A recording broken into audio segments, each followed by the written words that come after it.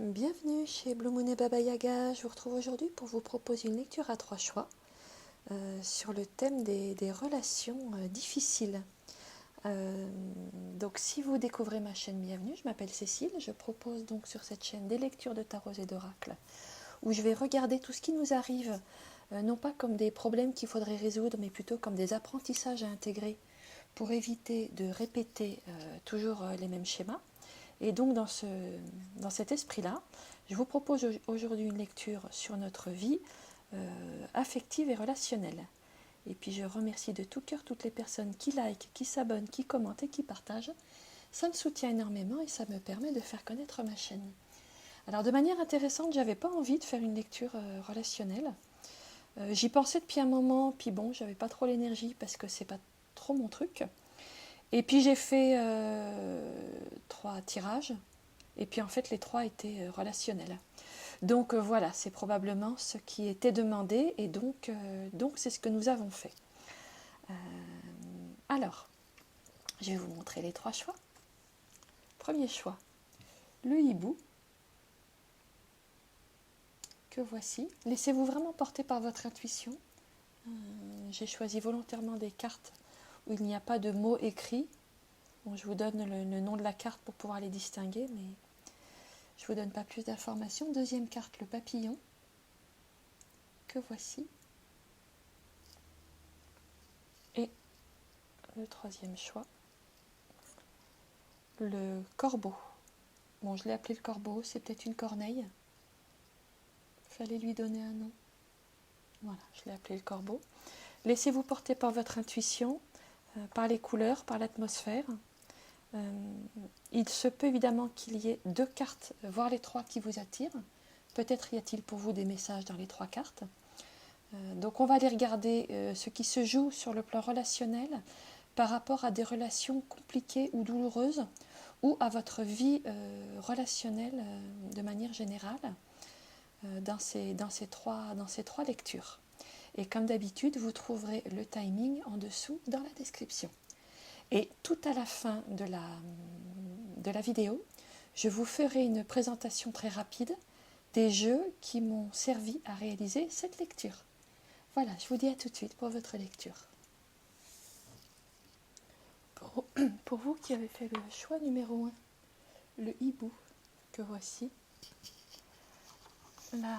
la lame qui nous donne la tonalité générale de votre actualité, c'est ce roi de bâton qui me donne l'impression que vous êtes dans une situation, je dirais pour faire simple, de pouvoir.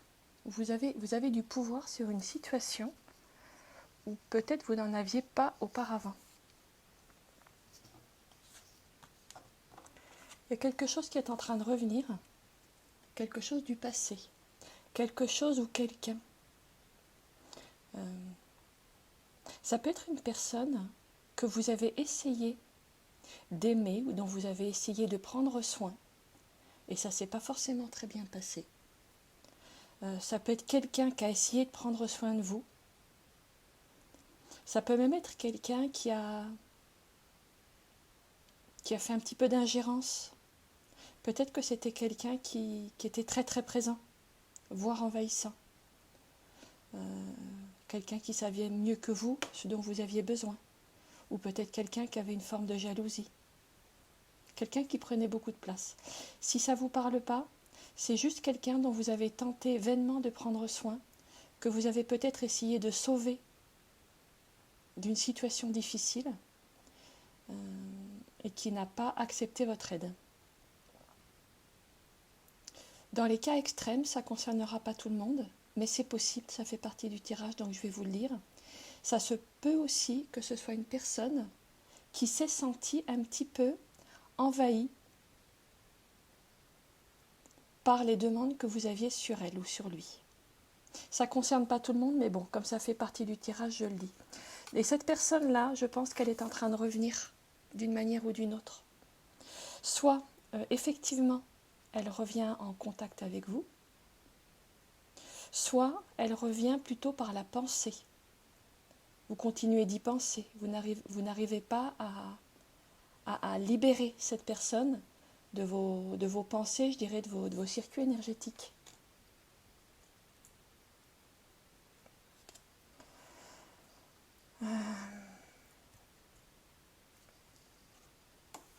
je pense que vous avez fait pas mal de chemin.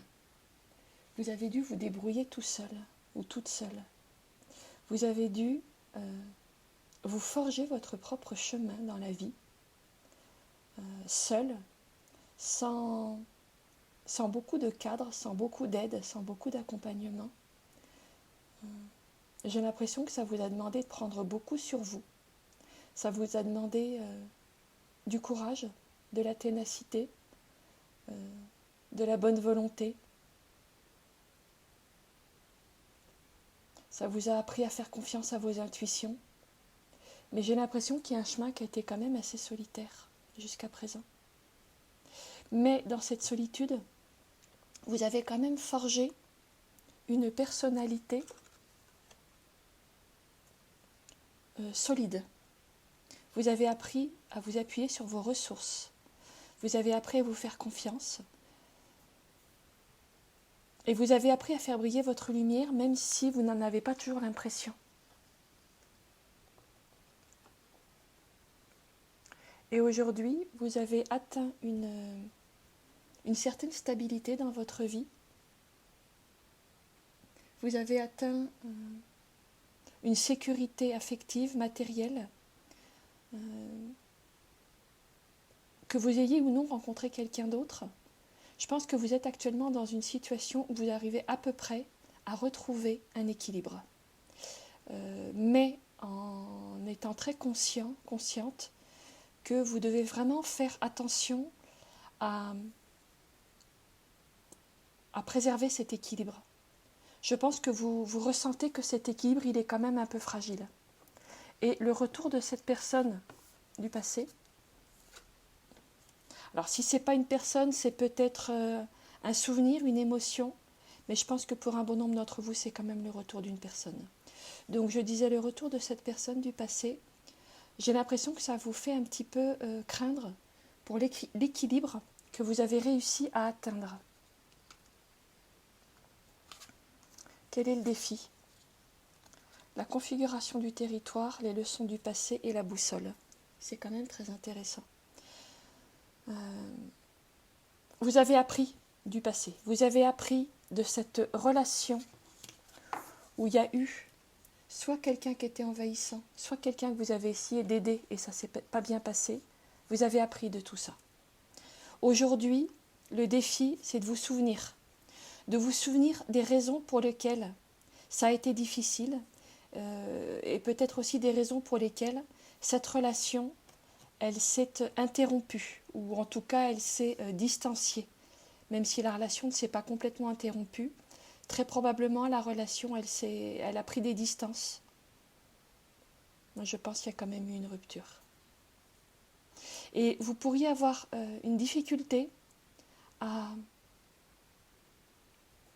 vous remémorer le paysage émotionnel, affectif, relationnel dans lequel vous étiez au moment où vous avez pris vos distances, au moment où la séparation s'est faite.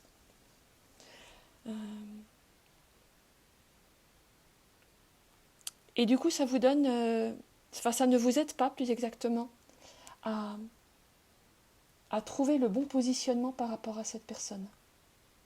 Vous êtes en train de chercher le bon positionnement, la bonne direction, la bonne orientation, la meilleure attitude, la meilleure approche, soit pour parler avec cette personne, soit pour prendre une décision sur la suite, sur l'avenir, sur l'éventuelle reprise de relation ou pas. J'ai l'impression que là pour vous c'est très flou. Je dirais vous ne savez pas trop où vous en êtes. Vous n'avez ni la carte ni la boussole. Et du coup c'est pas forcément très confortable. Alors, qu'est-ce qu'on vous dit? Quelle est la ressource? La sauge, Council of Monarchs, c'est-à-dire c'est l'équivalent de l'empereur dans ce jeu. La question de la sauge, c'est comment tiens-tu ton espace? Comment C'est ce qui vous est demandé, c'est la question qui va vous aider à vous réorienter, à trouver la bonne attitude juste. Comment tiens-tu ton espace? Voilà ce qu'elle vous demande. Je pourrais l'interpréter par comment prenez-vous soin de vous? Comment protégez-vous votre espace intérieur? Est-ce que vous savez faire le tri entre ce que vous pouvez laisser entrer dans votre espace personnel et ce qui doit rester à la porte? La sauge, elle nous parle quand même de la purification, en particulier des lieux, des espaces. Moi, je l'entends ici comme l'espace, votre espace à vous, votre espace personnel. J'ai l'impression qu'il est quand même question de prendre soin de votre espace intérieur et de ne pas le laisser, entre guillemets, polluer par des énergies qui n'y ont plus leur place. Parce que c'est quand même ce que fait l'empereur. L'empereur, c'est celui qui protège les frontières. C'est celui qui décrète, ou qui décide en tout cas, qui peut entrer et qui ne peut pas entrer. Qui est bienveillant et qui ne l'est pas. Ce qui se passe avec cette carte-là en particulier, Council of Monarchs, dans ce jeu-là, dans le Foraxa, c'est qu'on se présente devant eux, un peu comme devant un tribunal, et ce sont eux qui prennent la décision de nous autoriser ou pas à faire ce que l'on demandait. Donc s'il y a quelqu'un qui demande à revenir, quelqu'un du passé qui demande à revenir dans votre vie, la question c'est que c'est à vous maintenant de prendre la décision. Est-ce que cette personne peut entrer dans mon espace? Est-ce que je peux laisser entrer cette personne dans mon espace sans qu'elle pollue l'espace personnel, l'équilibre personnel que j'ai réussi à retrouver, mais dont je sens qu'il faut quand même le protéger? Et quand on est devant ce conseil des monarques, il n'est pas conseillé de faire appel à eux sur un plan émotionnel. Il n'est pas conseillé de vouloir les attendrir.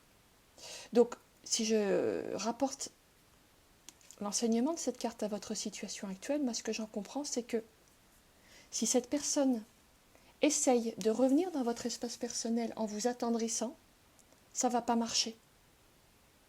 En tout cas, si elle essaye de vous attendrir, vous avez de bonnes raisons de supposer que elle n'a pas forcément des bonnes choses à vous apporter.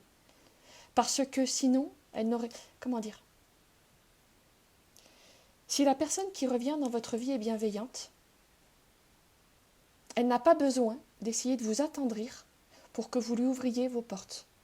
Il lui suffirait de présenter les faits tels qu'ils se sont passés, les faits liés à l'histoire. Il lui suffirait de vous les présenter de manière rationnelle, objective, posée, pour que, à partir d'un espace intérieur apaisé, vous disiez « oui, c'est vrai, il y a peut-être eu un malentendu, donc je peux ouvrir ma porte ». Et peut-être ce sera le cas, peut-être c'est ce qui va se passer. Mais ce qu'on est en train de vous dire ici, c'est que si cette personne fait appel à vos bons sentiments, à votre bon cœur, c'est qu'elle n'a pas pour elle des faits clairs, posés, rationnels, je dirais pour sa défense. Qu'elle a besoin de vous attendrir pour que vous ouvriez votre porte. Que les faits à eux-mêmes ne parlent pas en sa faveur. Alors en général, dans mes lectures, je ne parle pas beaucoup de ce que font les autres. Je ne m'attarde pas beaucoup à ce que font les autres dans votre vie, parce que moi, ce qui m'intéresse, c'est ce que vous faites. Pourquoi est-ce qu'aujourd'hui, dans cette lecture en particulier, je passe tellement de temps à vous parler de ce que fait l'autre? C'est parce que je pense qu'il y a quelque chose pour vous qui est de l'ordre d'un apprentissage. C'est sur la question de vous laisser attendrir. J'ai l'impression que dans votre vie, il peut y avoir eu un schéma répétitif où vous vous laissez attendrir par des personnes qui ne sont pas forcément très pures, très honnêtes. Alors pourquoi vous vous laissez attendrir, ça je ne sais pas. Peut-être parce qu'il y a une insécurité affective. Je ne serais pas surprise que dans la solitude qui a longtemps été la vôtre, il y ait eu longtemps une insécurité affective, ça peut remonter même à l'enfance. Et que du coup, quand quelqu'un se présente, peut-être que vous n'osez pas lui fermer la porte, tellement il y a eu de solitude. Ça me parle de personnes qui, peut-être pendant un certain temps de leur vie, ont préféré être mal accompagnées qu'être seules. Alors qu'au fond, on est toujours seul. Et il y a eu beaucoup de solitude dans votre chemin.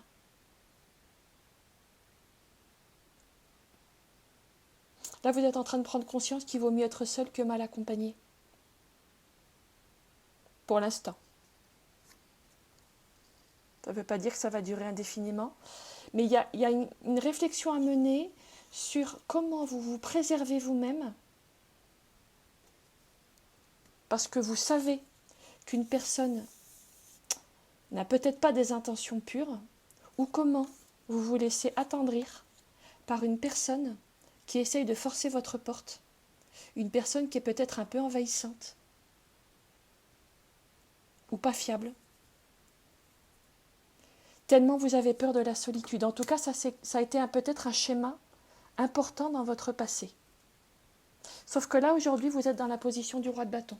Le roi de bâton, c'est celui qui est courtisé. Le roi de bâton, il ne va pas chercher les autres. Il ne va pas quémander de relations. Il ne se... Excusez-moi, je vais employer un mot qui est très fort, mais c'est comme ça que ça m'est dit. Le roi de bâton ne se prostitue pas en échange de quelques miettes d'affection. Je sais que c'est fort ce que je vous dis. Mais c'est ça qui doit être dit. Le roi de bâton, il est en position de pouvoir, pas du tout un pouvoir où on décide de tout. Dans la vie, on ne décide pas de tout. Mais il est en pouvoir de responsabilité sur les choix qu'il fait et sur ce qu'il attire à lui et sur ce qu'il accepte ou pas. Le roi de bâton, il a le sentiment de sa propre dignité. Il ne transige pas avec le respect de lui-même. Il attire, il plaît, il séduit, mais à partir de là, il choisit qui est digne d'être à ses côtés et qui ne l'est pas. Et vous êtes là actuellement, vous êtes dans la position du roi de bâton. C'est fort, hein? Qu'est-ce que vous êtes en train d'apprendre avec tout ça?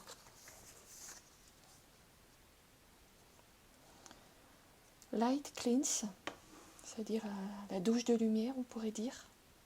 Libérer les énergies bloquées. Et Hécate, magie et croisée des chemins. Alors, Hécate, c'est la déesse qui protège, on pourrait dire c'est la gardienne des personnes qui ont vécu le rejet, l'abandon. Ça vous parlera peut-être. Vous apprenez grâce à Hécate, à transmuter une blessure de rejet ou d'abandon qui vous a peut-être amené à accepter des choses qui n'étaient pas acceptables et qui aujourd'hui vous amène à protéger votre espace.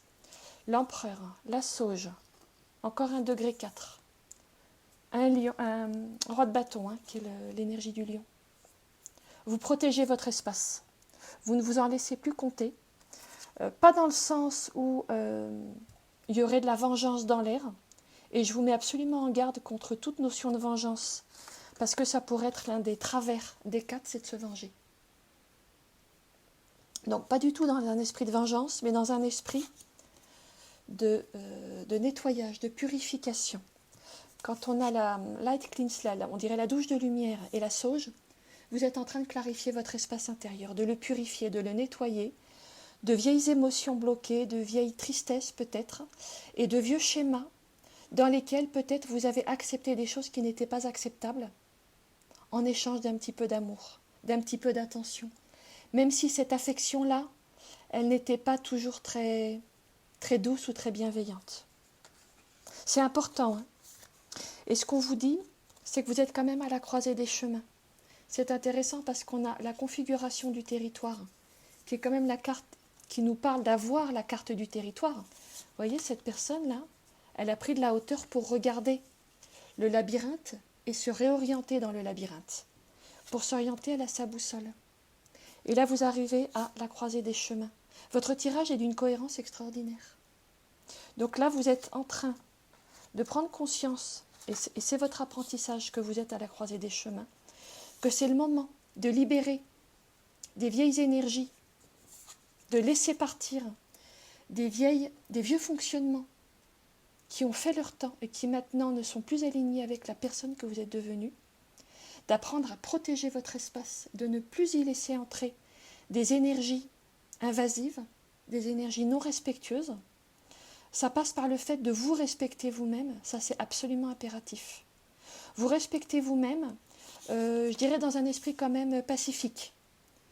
Dans un esprit pacifique parce que le risque avec Hécate, c'est la vengeance. Et je vous mets absolument contre toute tentation d'exercer une éventuelle représaille ou d'avoir ou de répondre par un refus non bienveillant à la demande de cette personne, très probablement, qui pourrait revenir du passé.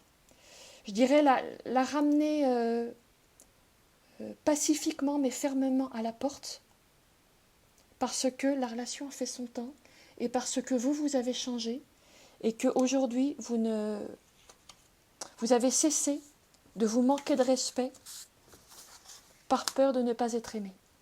Ce qui se passe là, c'est que maintenant, et ça c'est la carte qui nous parle de l'évolution pour vous, 8 de bâton. Avec le 8 de bâton, on ne laisse rien entraver notre chemin. C'est une énergie très forte qui balaye tout sur son passage. Vous êtes dans une position, avec le roi de bâton, où un mot de vous suffit pour que les choses soient dites. Je dirais que vous êtes quand même dans la position de l'empereur. L'empereur, le roi, vous êtes dans la position où il suffit d'un mot, dit paisiblement mais fermement, pour que quelque chose soit vraiment libéré, pour que plus rien ne vienne vous entraver, pour que plus rien ne se mette sur votre passage. Je pense aussi que vous êtes en train de vous libérer de situations du passé dans lesquelles il y a eu de l'ingérence de la part de quelqu'un vers vous, ou peut-être éventuellement de votre part une énergie de sauveur, de sauveuse vis-à-vis de quelqu'un qui ne veut pas être sauvé. Vis-à-vis de quelqu'un qui ne veut pas de votre aide ou qui n'en a pas besoin. Là maintenant, il y a quelque chose de nouveau quand même qui arrive. Le 8 de bâton nous parle quand même des communications, des échanges, des relations. Il peut y avoir aussi de nouvelles relations qui peuvent arriver maintenant que, je dirais, un des derniers nettoyages est fait. Je pense que la situation actuelle, elle n'est pas récente. Le travail de pardon, de libération, vous y avez déjà travaillé. J'ai l'impression que c'est un peu la dernière étape. Ce qui est sûr, c'est que pour l'instant, ce dont vous avez besoin, c'est de prendre soin de vous. Faites une pause, cette carte-là, ce qu'elle nous dit, c'est prenez du temps pour vous, occupez-vous de vous, ne vous occupez plus des autres, ne vous laissez plus envahir par les autres, n'essayez plus de prendre soin des autres. Là, la priorité, c'est vous, vous et vous. Savoir où vous en êtes, vous régénérer, vous reposer, prendre soin de vous et vous respecter. N'oubliez pas que l'autre se comportera toujours avec vous de la manière dont vous vous comportez avec vous-même. On croit quelquefois que l'autre va se comporter avec nous de la même manière que nous, on s'est comporté avec lui. Mais ce n'est pas ça qui se passe dans la réalité. La réalité, c'est que l'autre se comporte avec nous comme nous, on se comporte avec nous-mêmes. Donc prenez soin de vous. Prenez soin de vous, prenez soin de votre cœur, prenez soin de la part de vous qui est fragile, qui est vulnérable. Elle est en train de guérir. Mais plus vous prendrez soin de vous, plus les nouvelles personnes, nouvelles relations, nouvelles situations qui arriveront dans votre vie seront alignées avec votre sensibilité. Il est quand même question de respecter votre sensibilité, qui peut-être a été un petit peu malmenée. Voilà ce que j'ai pour vous qui aviez fait le choix numéro 1, le hibou. Eh bien écoutez, j'espère que cette petite lecture vous aura donné des clés. Je vous remercie et je vous dis à bientôt chez Blue Moon et Baba Yaga. Choix numéro 2. Vous avez choisi ce très joli papillon de nuit qui s'envole vers la lumière. Bon, alors, j'ai l'impression qu'il y a des personnes là qui trépignent un petit peu, qui en ont marre de l'immobilité. On a un pendu, sauf que notre pendu est à l'envers. Il supporte mal l'immobilité. J'ai l'impression que vous avez du mal à accepter une situation où ça ne bouge pas, où il ne se passe rien. En tout cas, c'est l'impression que vous avez. Ce n'est pas forcément le cas en réalité, mais dans votre vécu intérieur, voire extérieur, il ne se passe pas grand-chose, vous trépignez un petit peu et vous aimeriez bien que ça bouge.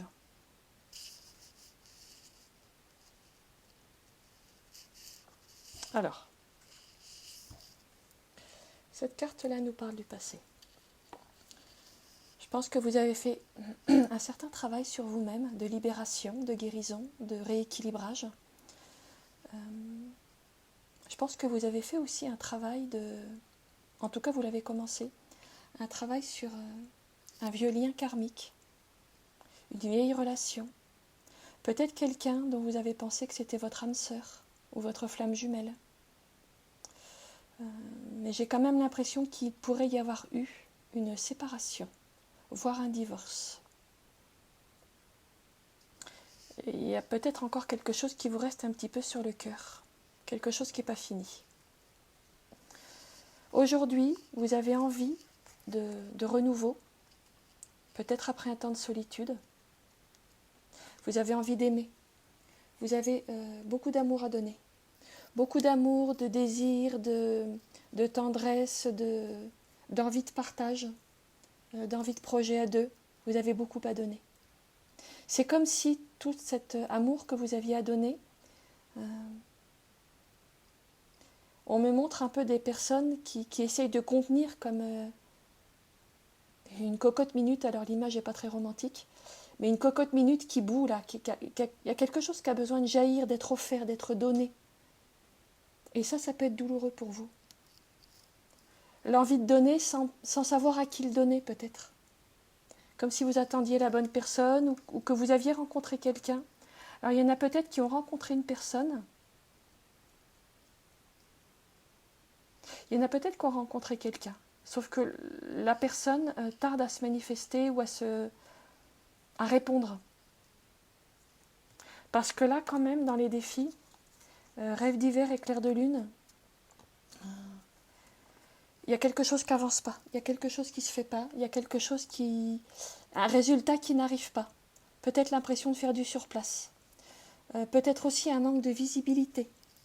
Il est possible que pour certains d'entre vous, vous demandiez, soit si la personne de vos rêves va arriver, soit si une personne en particulier pour qui vous avez des sentiments va se manifester ou répondre à vos attentes.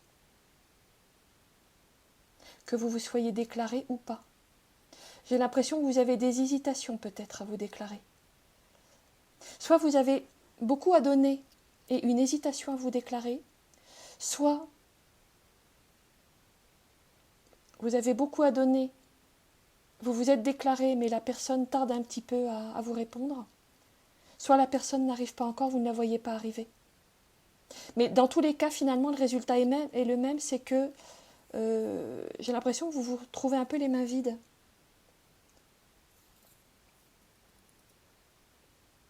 Je vois des personnes qui ont envie de l'échange, de donner et de recevoir, et ces personnes-là, pour l'instant, elles ont les mains vides. Il se peut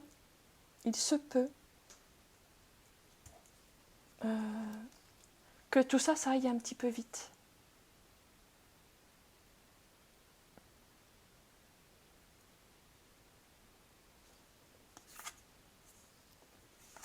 Parce que la question qui vous est posée là actuellement, c'est sur quoi t'alignes-tu ? La question, c'est êtes-vous aligné sur vous-même? Elder of Water, c'est le roi de coupe. Le roi de coupe, c'est celui qui a fini de panser ses blessures. C'est celui qui a terminé le travail de guérir une vieille blessure. Il n'est pas certain que la vieille blessure soit guérie encore totalement. Il n'est pas certain que vous ayez totalement achevé le travail de vous aligner sur vous-même. Je vous dis ça parce que avec l'empereur, c'est quand même de ça qu'il est question. L'empereur, c'est celui qui sait délimiter son territoire, qui sait qui il est, qui connaît son espace et qui ne transige pas. C'est ça que vous êtes en train d'apprendre à faire. Vous avez besoin de finir une guérison là. Vous avez besoin de... Il y a une guérison, je dirais, qui est presque finie, mais qui n'est pas tout à fait finie. Et là, pour l'instant, il faut encore...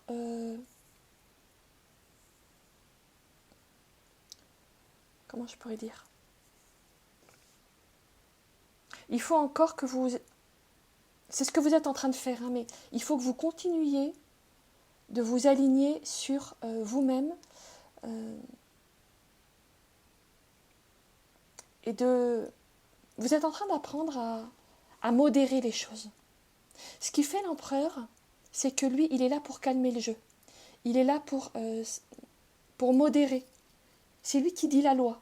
La loi, il dit la loi, il trace les frontières. Il est là pour faire un travail de modération, de structuration. Peut-être qu'il y a quelque chose qui n'est pas encore complètement fini d'être restructuré en vous. Quelque chose qui n'est pas encore complètement réaligné. Vous n'en êtes pas loin, vous y êtes presque. Vous êtes en train de terminer un travail qui peut vous sembler un petit peu austère, d'alignement sur vos valeurs, sur votre vérité, et de finir de guérir une blessure, c'est presque fait.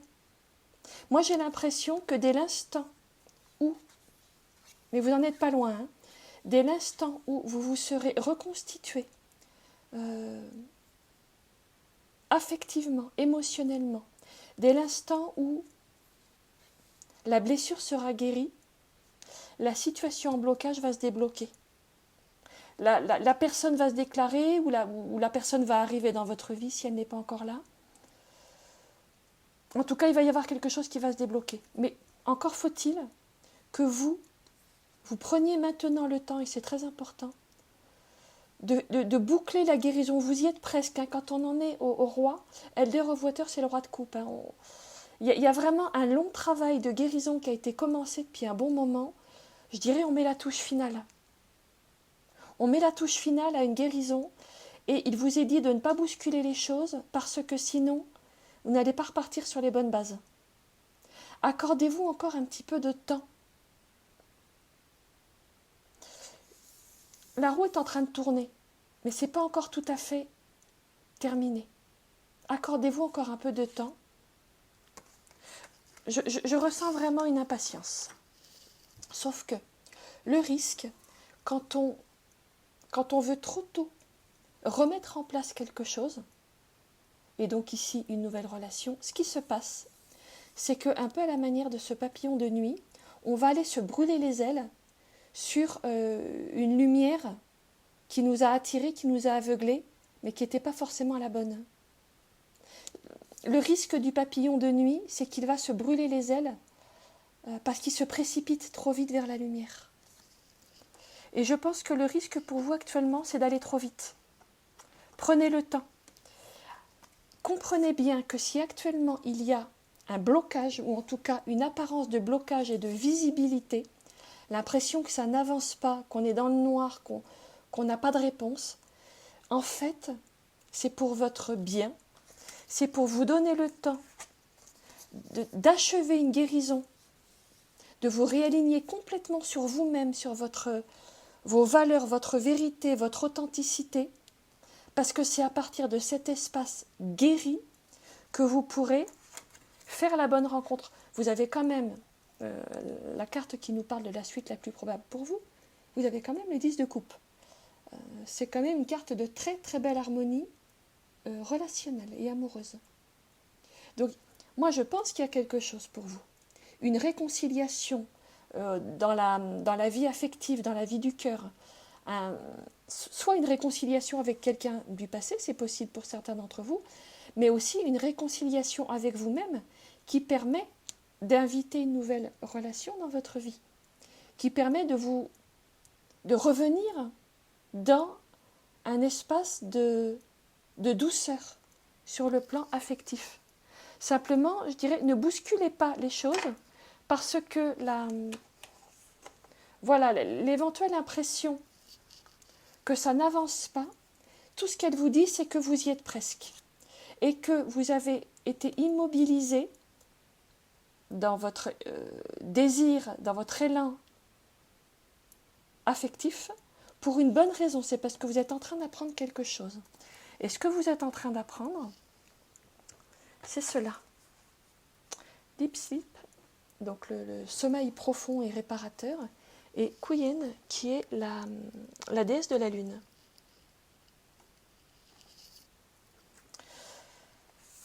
La déesse de la lune, ce qu'elle nous dit, c'est qu'il faut respecter nos rythmes. Quand nous respectons nos rythmes, la lune, elle a de nombreuses phases. Il y a des lunes descendantes, des lunes montantes, des lunes croissantes, des lunes décroissantes, des pleines lunes et des nouvelles lunes, etc. Vous êtes en train d'apprendre à respecter vos rythmes personnels. Vous êtes en train d'apprendre à accepter que par moments, on ait l'impression que ça n'avance pas, parce que dans cette apparente immobilité, il y a quand même quelque chose qui est en gestation, quelque chose qui est en préparation. Vous êtes en train d'apprendre à contenir un élan, un désir qui vous génère peut-être une certaine impatience pour ne pas aller vous brûler les ailes à la première lumière venue, à la première personne qui arrivera, parce que vous êtes en train d'achever, je pense, un long cycle de guérison du cœur.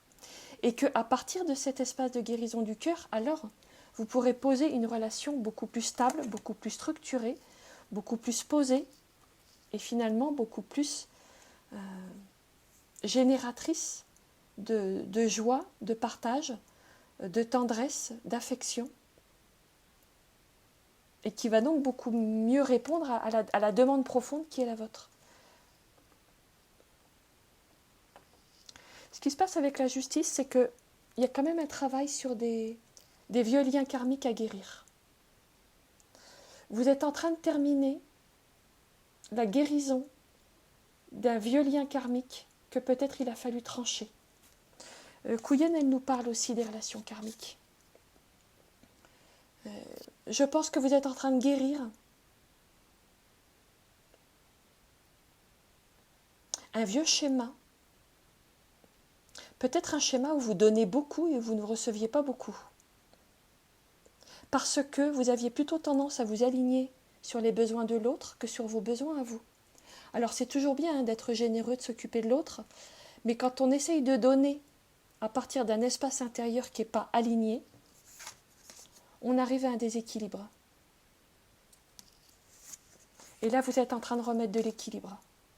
Vous êtes en train de vous recentrer sur vous-même, de remettre de l'équilibre, de la structure et de faire les choses dans leur temps. L'empereur, il fait les choses de manière posée. Il ne se précipite pas. Il fait les choses l'une après l'autre en respectant les rythmes et les saisons. Avec l'empereur, on peut avoir l'impression des fois que c'est un peu austère et que ça n'avance pas. Mais c'est votre meilleur allié actuellement. Cette rigueur de l'empereur est votre meilleur allié. Elle vous ramène la bonne structure dont vous avez besoin pour une régénération et pour une libération de vieux schémas karmiques. Moi, je dirais, apprenez à laisser reposer les choses. Apprenez à laisser reposer... Alors, encore une image qui n'est pas très poétique, on me montre l'image de la pâte à crêpes. Si vous faites votre pâte à crêpes et que vous essayez tout de suite de faire les crêpes, ça ne va pas marcher. La pâte, elle va pas prendre, ça va faire une espèce de grosse bouillie dans la poêle. Si vous faites votre pâte à crêpes et que vous attendez 1 heure ou 2, la pâte, elle va très très légèrement monter, elle va prendre, et vous allez voir que les crêpes, elles seront impeccables. Et là, ce qu'on vous dit, c'est laisser reposer.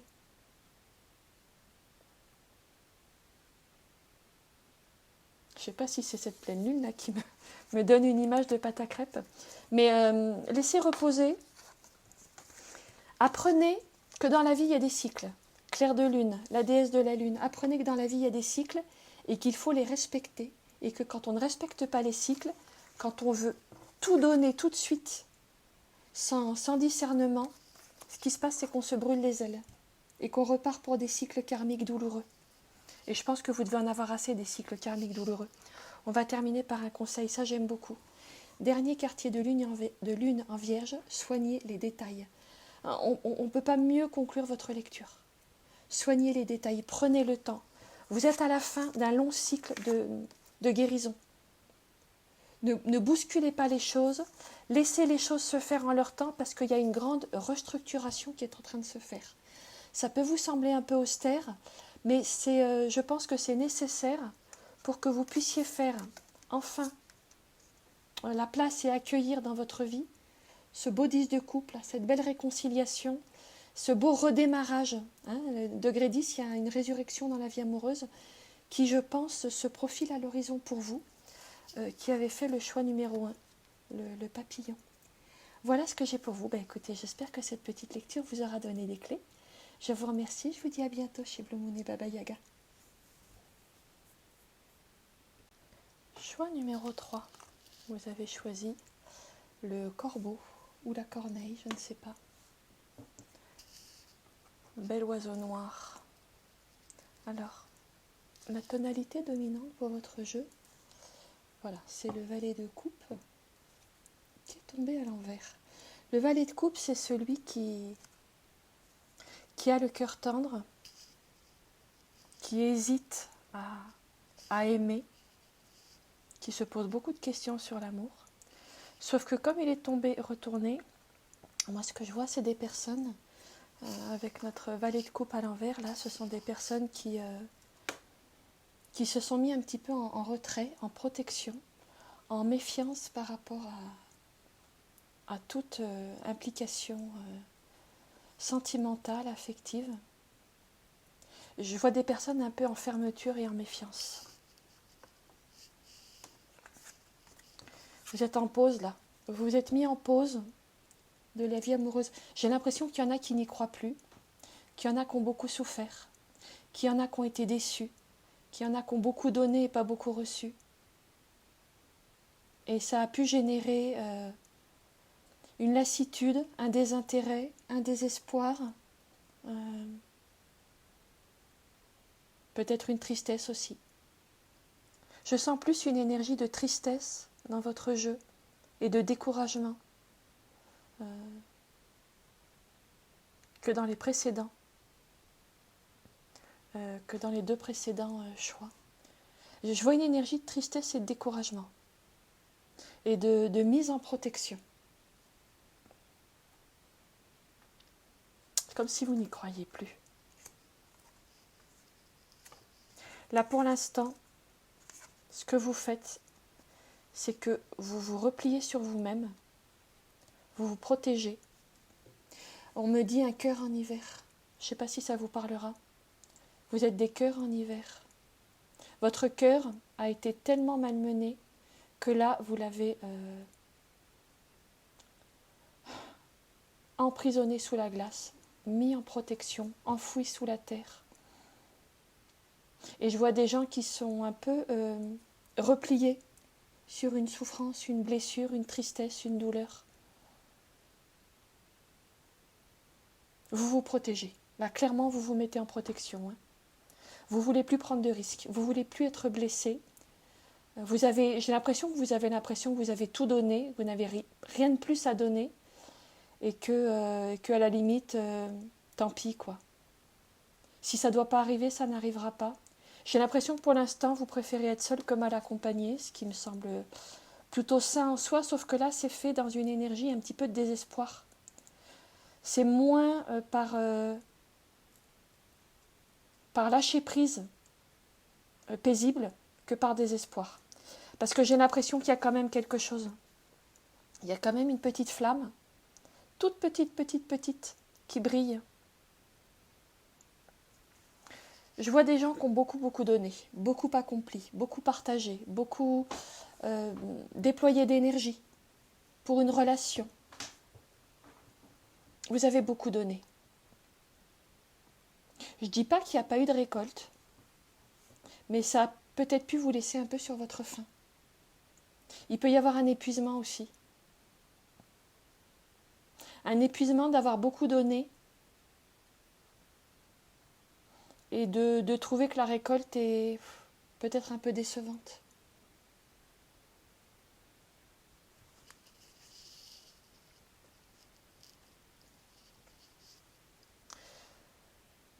Jugement. Ça, c'est la carte qui nous parle de là où vous en êtes maintenant.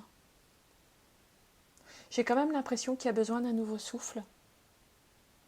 Peut-être aussi que vous êtes en train de prendre conscience que, au-delà de votre ras-le-bol ou de votre découragement, vous percevez qu'il y a quand même une possible renaissance. Le jugement, c'est quand même le phénix qui renaît de ses cendres. Simplement, pour que le phénix renaisse de ses cendres, il y a peut-être besoin d'un bilan ou d'un retour sur soi-même pour voir où on en est. Il y a besoin de douceur aussi, vous avez besoin de douceur. Qu'est-ce qui peut vous aider? De manière intéressante, on a quand même la carte de l'amour qui est arrivée. Petit clin d'œil, moi j'ai l'impression que je pense que vous n'avez pas complètement renoncé à l'amour. Vous l'avez juste, votre cœur, vous l'avez juste mis en protection. Mais tout au fond de vous, il y a quand même une petite étincelle d'espoir qui continue à briller. La question que vous pose cette carte de l'amour, c'est quelle transmutation est possible maintenant? Et de manière intéressante, on a le 10 d'épée qui arrive. Le 10 d'épée, c'est la carte de celui qui a tout donné et qui lâche une quête. J'ai l'impression que vous avez eu un idéal très élevé et que personne n'a répondu à cet idéal. En tout cas, pas durablement. Et que du coup, vous êtes mis en retrait, en protection. La carte du 10 d'air, elle nous parle quand même du fait de transmuter justement une blessure dans l'espace du cœur. De revenir dans l'espace du cœur en se laissant traverser par la douleur, la souffrance de ce qui n'a pas marché, des tristesses, peut-être des trahisons. Il se peut qu'il y ait eu des trahisons, ou des lâchetés, des abandons, des mesquineries, et de laisser tout ça couler, de le laisser couler, de le laisser partir, de ne pas essayer de tenir. Il y a une résurrection qui est possible. Dans les degrés 10, on a toujours une résurrection. Quand on a un degré 10 plus le jugement, il y a une résurrection qui est possible pour vous. Simplement, ça demande de reconnaître honnêtement qu'il y a eu une douleur, qu'il y a eu une quête affective très forte chez vous et que maintenant vous pouvez la lâcher. Que vous pouvez vous abandonner à ce qui est. Accepter la douleur, laisser couler les larmes.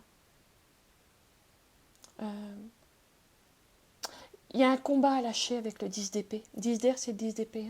Il y a un combat à lâcher. Vous avez beaucoup donné. Peut-être presque trop. Continuez de lâcher le combat. Vous êtes déjà en train de le faire, puisque vous vous mettez en retrait. Mais à l'intérieur de vous, peut-être il est resté une petite pointe de rancune. Ça, il faut la lâcher.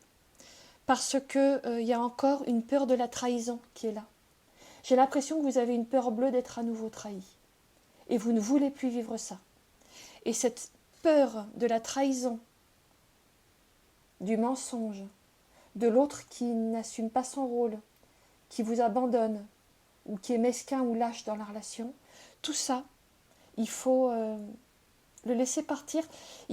Après vous faites ce que vous voulez, mais Ces deux cartes, elles me parlent quand même d'ouvrir son cœur à la blessure, d'accepter qu'on a été blessé, je dirais de vider, d'achever de vider, d'épancher la plaie. S'il faut pleurer, pleurer. Ça peut passer par les larmes, ça peut passer par tout mode d'expression de la douleur. Peut-être en l'écrivant, ne serait-ce que pour vous-même, ou pour le dire à quelqu'un d'autre, peut-être juste dans votre journal. D'une manière ou d'une autre, ou par un acte, un petit rituel, un acte symbolique, mais d'accepter qu'il y a eu de la douleur, de vous laisser complètement traverser par la douleur, parce que l'espace de votre cœur est un creuset de transmutation alchimique. Mais encore faut-il accepter de se laisser traverser par la douleur, et ça c'est très très difficile. Quelquefois, au lieu de se laisser traverser par la douleur, on se met en protection. On se dit « je ne veux plus souffrir ». Et oui, c'est vrai, c'est normal de ne pas vouloir souffrir, hein. On n'est pas masochiste non plus.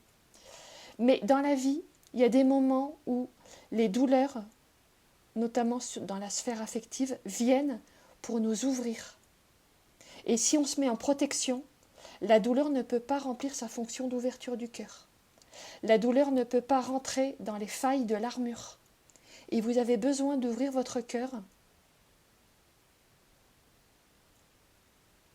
de laisser entrer un petit peu, même si c'est difficile ce que je suis en train de vous dire, de laisser entrer encore un petit peu la douleur dans l'armure, parce que c'est aussi comme ça que la lumière peut revenir. Et vous vous rendrez compte que en fait, vous avez fait pratiquement tout le travail. Ça risque pas d'aller beaucoup, beaucoup plus loin. C'est comme si vous étiez à 2 doigts de la guérison. C'est comme si vous étiez à 2 doigts de la transmutation. C'est comme si vous étiez vraiment tout près, tout près, tout près de la cicatrisation qui vous permet de passer à autre chose. Il y a une renaissance, hein, il y a une résurrection qui est possible. Mais il suffit de faire, je dirais, le tout dernier petit pas, d'accepter qu'on a été blessé. De dire oui, mon cœur a été blessé. Oui, j'ai mis une armure autour de mon cœur. J'ai mis un blindage. Parce que je ne voulais plus souffrir et que ça fait peut-être longtemps que je suis dans cette position de fermeture, un peu comme un animal blessé qui se retire dans sa tanière pour lécher ses plaies. Parce que tout au fond de vous, il y a quand même quelque chose qui demande à renaître. Ça, j'en suis persuadée. Quel est l'apprentissage dans cette situation? C'est très très beau. La flamme violette et Athéna, la déesse Athéna. La flamme violette, ce qu'elle fait, c'est qu'elle vient brûler, consumer tout ce qui ne vous sert plus. Et ici, ce qui ne vous sert plus, c'est votre armure.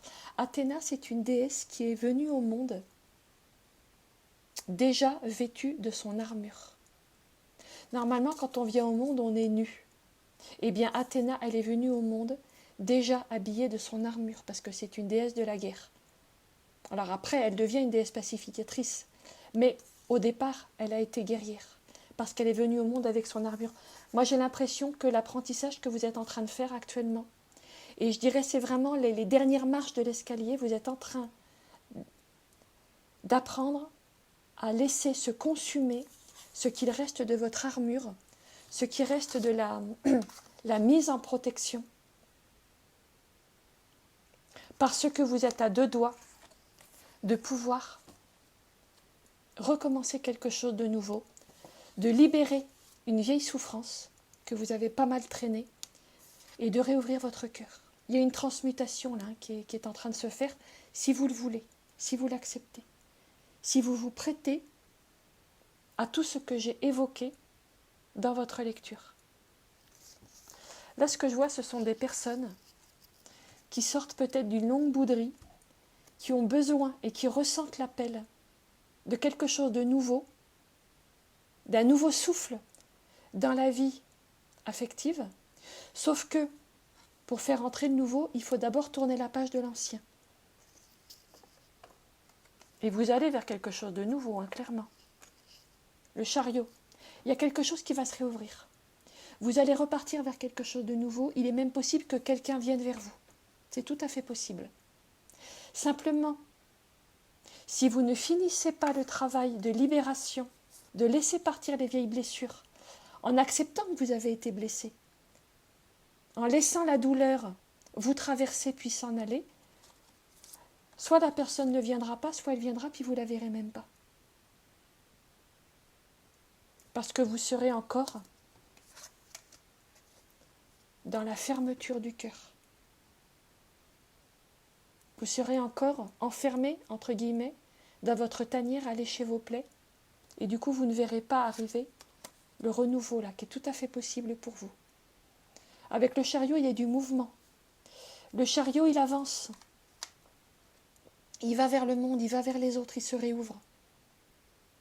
Ou c'est quelqu'un qui vient vers vous, hein, c'est une autre signification possible du chariot. En tout cas, il y a du mouvement, il y a du changement. Il y a une réouverture. Mais la réouverture n'est possible que si vous faites appel là, à cette flamme violette pour consommer votre armure. C'est l'attitude la plus sage que vous puissiez avoir maintenant. Athéna et le corbeau, c'est quand même des animaux de sagesse. Hein. La chouette aussi, d'ailleurs, est un animal de sagesse. J'ai l'impression qu'il y a une grande sagesse en vous, qui a été aussi le fruit d'une blessure. Quelquefois, nos blessures, nos souffrances émotionnelles, elles ont quand même pour cadeau de nous amener à une usure, à une érosion qui invite en nous une sagesse. La sagesse des personnes qui ont vécu, qui ont souffert et qui se sont remises de leurs blessures. Parce que je pense que pour vous, il est important de ne pas rester indéfiniment dans votre vallée de coupe retournée. Il est important, certes, il a été important de faire cette pause par rapport aux élans amoureux. Il a été important de relativiser peut-être un enthousiasme un peu naïf, un peu juvénile que vous avez eu autrefois par rapport à l'amour. Il est important, effectivement, il a été important de faire ce travail, de vous retirer des jeux de l'amour, de la séduction, de l'élan du cœur, pour aller regarder un petit peu tout ça avec un petit peu plus de distance, de sagesse. Et vous l'avez très bien fait. Ça vous a amené à un temps de retrait, qui en lui-même était plein de sagesse. Sauf qu'il a pu y avoir peut-être une pointe d'amertume en même temps. Il a pu y avoir une pointe d'amertume qui est juste la petite trace qui reste d'un long chemin de sagesse et de maturité que vous avez fait ces derniers temps. Ça peut même durer depuis quelques années pour certains d'entre vous. Et le seul petit point un peu non lumineux, non positif qui reste, c'est cette petite pointe d'amertume que vous êtes invité aujourd'hui à transmuter dans l'espace de votre cœur, dans un espace d'accueil bienveillant pour toutes les expériences que nous vivons, y compris les douloureuses, parce qu'elles nous apportent aussi de la sagesse. De manière intéressante, vous voyez, on les retrouve là, les ailes du corbeau. Il y a une sagesse là qui est en train d'arriver. Mais encore faut-il s'ouvrir à la douleur. Moi, je dirais que la petite touche qui manque encore avant la guérison et le renouveau, promis par cette belle lame du jugement là, de ce qui est en train de se jouer pour vous maintenant, la toute petite touche qui manque, c'est d'aller guérir cette petite pointe d'amertume. Voilà une manière intéressante, mon ordinateur a planté quand je vous parlais de la petite pointe d'amertume. Moi, je dirais c'est ça qui vous, entre guillemets, qui vous plante encore, qui vous ralentit encore. C'est le dernier petit bug qui reste à nettoyer dans les programmes. Si vous me permettez une analogie informatique, c'est pas très très poétique, mais bon, c'est comme ça que ça m'est donné à voir. Moi, j'ai l'impression que vous êtes en train de transmuter une douleur en quelque chose de très beau. Dans l'espace de votre cœur, vous êtes en train de transmuter quelque chose de douloureux. Vous voyez ces clous là, en pétales de rose. Il y a une très belle transmutation et vous êtes tout près là. Hein. Vous êtes tout près. Ça vous demande juste d'accepter qu'il y a eu de la souffrance, de lâcher l'amertume et de déposer l'armure. De toute façon, l'armure, elle va tomber d'elle-même. Hein. De toute façon, quand l'armure est trop rouillée, elle se défait, elle tombe en miettes. Elle ne tient plus. Il y a quelque chose qui est en train de se transmuter. Hein. La flamme violette, c'est vraiment l'énergie de la transmutation. Quelle transmutation est-elle possible? Tout votre jeu parle de ça, de transmutation, résurrection, pour permettre le renouveau. Peut-être passer aussi de la guerre à la paix. En intégrant la sagesse de l'expérience. On va terminer par une carte conseil.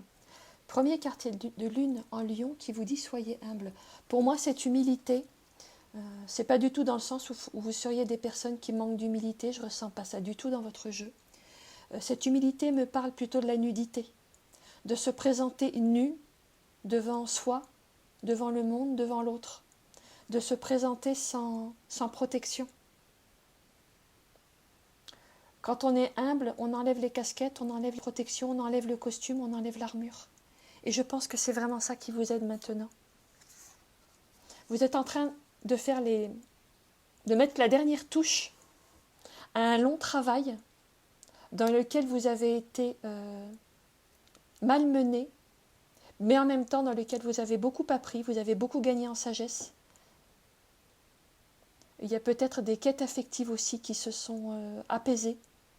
Vous savez mieux qui vous êtes, vous vous connaissez mieux, vous êtes plus en paix avec vous-même. Vous pouvez aller vers quelque chose de nouveau, à condition d'accepter d'enlever l'armure. Alors c'est vrai que quand on enlève l'armure, on peut à nouveau être blessé. Mais d'abord, je pense que les blessures ne seront jamais aussi profondes qu'elles ont pu l'être. Et que vous avez appris aussi une chose au fil de tout ce périple, c'est que même les grandes blessures du cœur ne vous tuent pas. Vous vous en remettez. Il y a vraiment quelque chose de l'ordre de l'apprentissage de ce qui en vous ne peut pas être détruit. De la flamme de vie, la flamme de l'esprit en vous que rien ne peut détruire. Et qu'aucune armure finalement ne protégera jamais cette flamme parce que cette flamme, elle n'a pas besoin d'être protégée par une armure. Elle est indestructible. Ce que vous aviez cru en danger, en réalité, c'est indestructible. Donc vous pouvez enlever l'armure. Et même s'il y a à nouveau des situations où vous êtes touché, vous ne serez plus jamais détruit comme peut-être vous l'avez été. Vous ne serez plus jamais blessé comme peut-être vous l'avez été par le passé. Parce qu'aujourd'hui, vous avez atteint un stade de maturité qui fait que votre cœur, il peut tout accueillir. Vous savez maintenant que votre cœur peut accueillir énormément de choses, beaucoup plus de choses que vous ne le pensiez jusqu'à présent, parce que vous êtes quand même accompagné par l'énergie du phénix, qui renaît toujours de ses cendres. Et vous savez que vous renaîtrez toujours de vos cendres, quoi qu'il arrive. C'est très très beau. Vous avez un très très beau jeu. Hein. Beaucoup de maturité dans votre jeu, ce qui ne m'étonne pas, avec ce beau corbeau qui est un très bel oiseau de sagesse. Une belle sagesse ancienne. Voilà ce que j'ai pour vous qui aviez fait le choix du corbeau. Bien écoutez, j'espère que cette lecture vous aura donné des clés. Je vous remercie et je vous dis à bientôt chez Blue Moon et Baba Yaga. Je vais maintenant vous présenter les jeux qui m'ont servi à réaliser vos lectures. Donc les cartes de choix proviennent, alors je les prends toujours actuellement dans l'un de ces deux jeux-là, mais très probablement ces trois-là proviennent de How to be a Moonflower Deck, puisque elles sont liées à la nuit et que ça c'est comment être une fleur de nuit, une fleur de lune. Donc c'est tout ce qui est lié à la nuit, donc très probablement elles viennent de ce jeu. Je vous dis probablement parce que j'ai mélangé les deux, How to be a White Flower et How to be a Moonflower.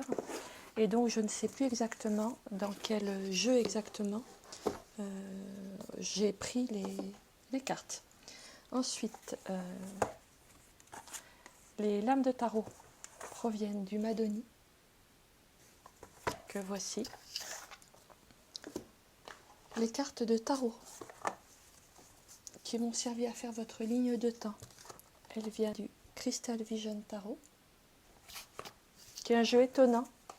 Pendant longtemps, j'ai pas voulu l'acheter parce que je le trouvais un peu fade, un peu mièvre. Et en fait, pas du tout. Il est vraiment très bien.